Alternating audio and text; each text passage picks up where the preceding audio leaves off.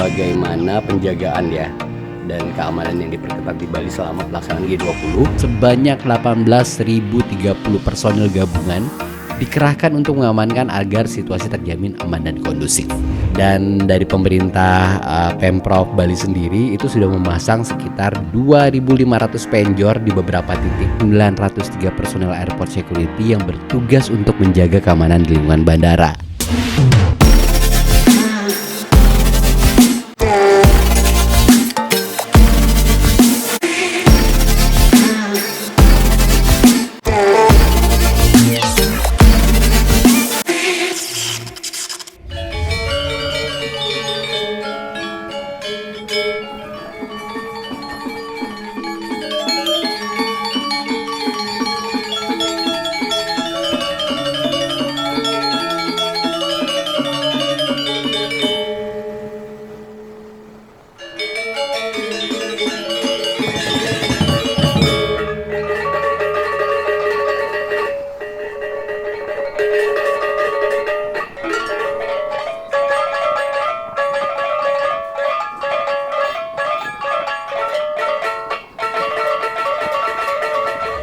Hai teman cerita, ketemu lagi bareng saya Reno Raditya seperti biasa ya. Jangan lupa subscribe, like, comment, dan share. Dan yang pasti seperti biasa juga saya akan tetap memberikan informasi tentang Bali gitu ya. Baik itu tempat wisata, terus hal-hal yang unik dan menarik di Bali, terus buat kalian juga referensi nih yang pengen datang ke Bali, berkunjung ke Bali itu seperti apa gitu ya kira-kira. Tapi untuk kali ini saya pengen update lagi tentang kondisi terkini Bali gitu ya menjelang pelaksanaan KTT G20 yang notabene Indonesia, negara kita menjadi negara presidensi untuk kegiatan ini sendiri, dan itu akan dilaksanakan di Bali, di Indonesia, serta khususnya masyarakat Bali gitu ya bersiap untuk menyambut 17 kepala negara yang bakalan hadir di acara internasional tersebut, dan salah satunya adalah Presiden dari Amerika Joe Biden. Jadi ini menjadi kehormatan buat kita juga untuk menyambut 17 kepala negara ini, dan yang terpenting adalah kita akan mencoba untuk memberikan yang terbaik, menyajikan yang terbaik, dan memperlihatkan bahwa Indonesia itu sangat-sangat indah gitu untuk dikunjungi. Ini juga bisa menjadi nilai plus juga buat kita gitu ya, promosi buat masyarakat internasional bahwa mereka bisa kembali berkunjung ke Indonesia, khususnya ke Bali, karena Bali sudah aman dan protokol kesehatan juga sangat dijaga selama pelaksanaan event ini. Bukan event ini doang sih, tapi juga untuk para wisatawan yang berkunjung ke Bali. Jadi hari ini gue mau OTW ke bandara. Nanti sepanjang jalan gue bakalan perlihatin juga ke kalian semua bagaimana penjagaan ya dan keamanan yang diperketat di Bali selama pelaksanaan G20, dari perumahan gue di daerah Jimbaran GWK sampai nanti ke daerah bandara yang ada di daerah Kute ya, daerah Tuban.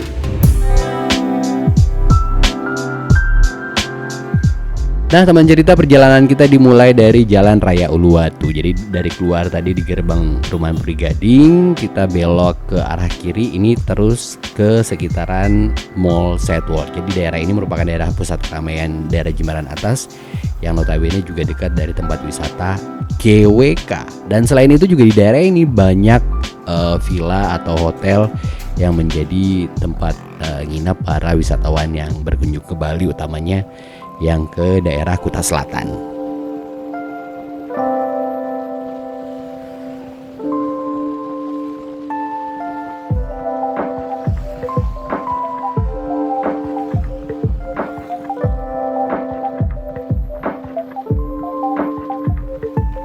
Nah kalau kita ngomongin soal pengamanan menjelang kegiatan G20 ini sendiri, tempat ini atau daerah ini merupakan salah satu yang pengamanannya juga lumayan ketat gitu, karena memang konsentrasi kegiatan ada di tempat wisata yang ada di GWK.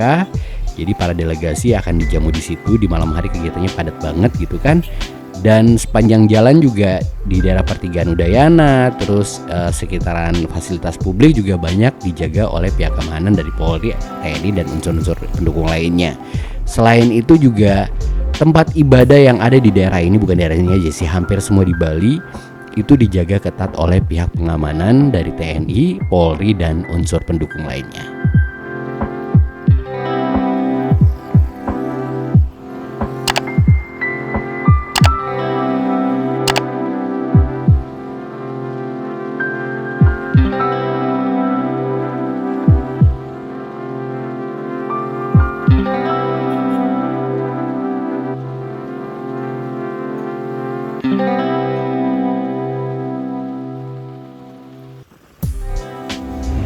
sebagai tuan rumah untuk menyambut para delegasi dan 17 kepala negara yang akan menjadi tamu di kegiatan KTT G20, wajah Bali semakin dipercantik.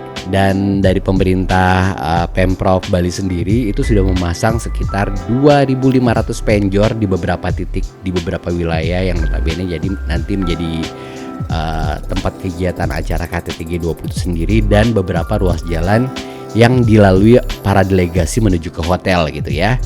Nah, untuk penjor ini sendiri sebenarnya satu hiasan khas Bali yang biasanya dipasang pada saat upacara keagamaan atau acara hari besar atau hari raya umat Hindu yang ada di Bali gitu. Dan penjor ini dibuat menggunakan tiang bambu yang tinggi melengkung. Jadi tingginya itu sekitar 10 meter yang merupakan gambaran gunung tertinggi. Dan biasanya dihiasi dengan berbagai hiasan janur.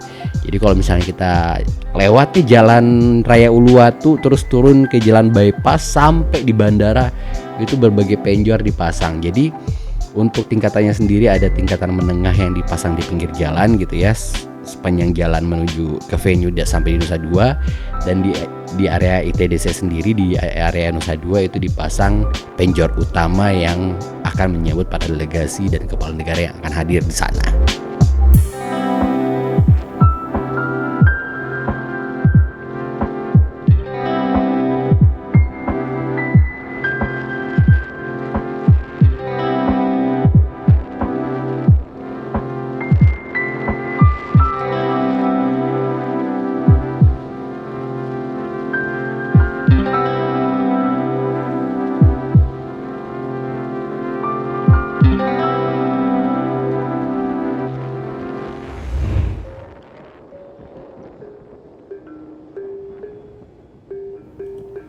Nah teman cerita, kalau misalnya kita lihat nih ya sepanjang perjalanan dari arah Uluwatu sampai di bypass Ngurah Rai, kelihatannya jalan itu sedikit lengang. Biasanya kalau di saat weekend gitu kan, Jumat Sabtu Minggu di daerah sini apalagi di pusat-pusat daerah pariwisata itu akan sangat ramai. Cuman ini juga untuk mengantisipasi kemacetan untuk area yang dilewati para delegasi dan tamu kepala negara nantinya dari arah bandara sampai ke venue di Nusa Dua, dan juga area-area yang dijadikan penyelenggaraan dari KTT G20 ini sendiri.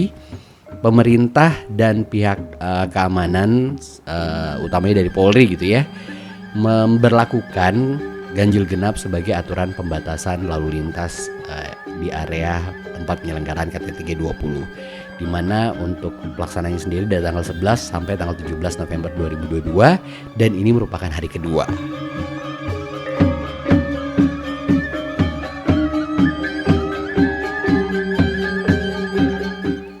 Pemandangan yang tidak kalah menarik menjelang KTT G20 yang dilaksanakan di Bali, yang Indonesia merupakan negara presidensi juga, adalah selain dari penjor-penjor yang dipasang di sepanjang jalan dari bandara menuju venue di Nusa Dua gitu ya, juga hiasan yang dipasang di sekitaran bundaran Tugu Ngurah Rai, bundaran underpass Tugu Ngurah Rai, karena di situ selain dipasang penjor di sekelilingnya juga ada billboard ucapan selamat datang buat para delegasi dan juga bendera dari anggota G20. Jadi ada 19 negara plus satu lembaga dunia yaitu Uni Eropa. Bundaran Tugu Ngurah Rai ini sendiri menjadi pemandangan pertama bagi para tamu undangan negara-negara lain yang datang ke Indonesia ketika pertama kali keluar dari Bandara Ngurah Rai. Dan itu akan terasa banget ketika melihat penjor khas Bali dan juga ucapan selamat datang dan bendera-bendera yang terpasang sebagai penghormatan terhadap tamu negara yang hadir di acara KTT G20.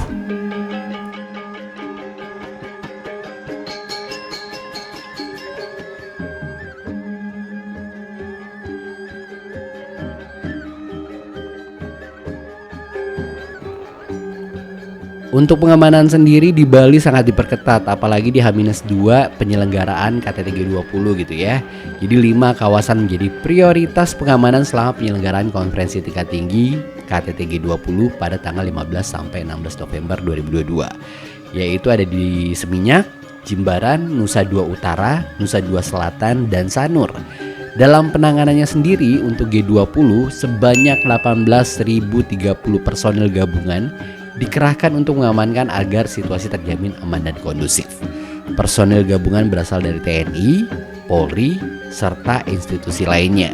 Dari jumlah itu juga sekitar 14.300 adalah personel TNI, kemudian personel Polri sendiri sekitar 3.200, dan sekitar 492 personil dari institusi lainnya.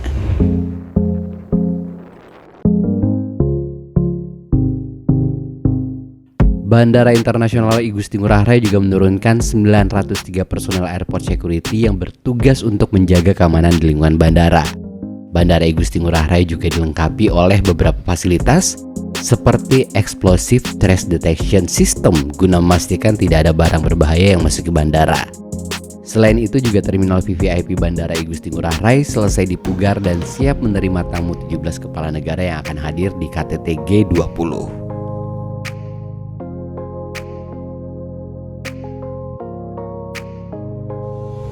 Nah, itu tadi teman cerita jalan-jalan saya ke beberapa tempat, ke beberapa ruas jalan yang ada di Bali gitu ya.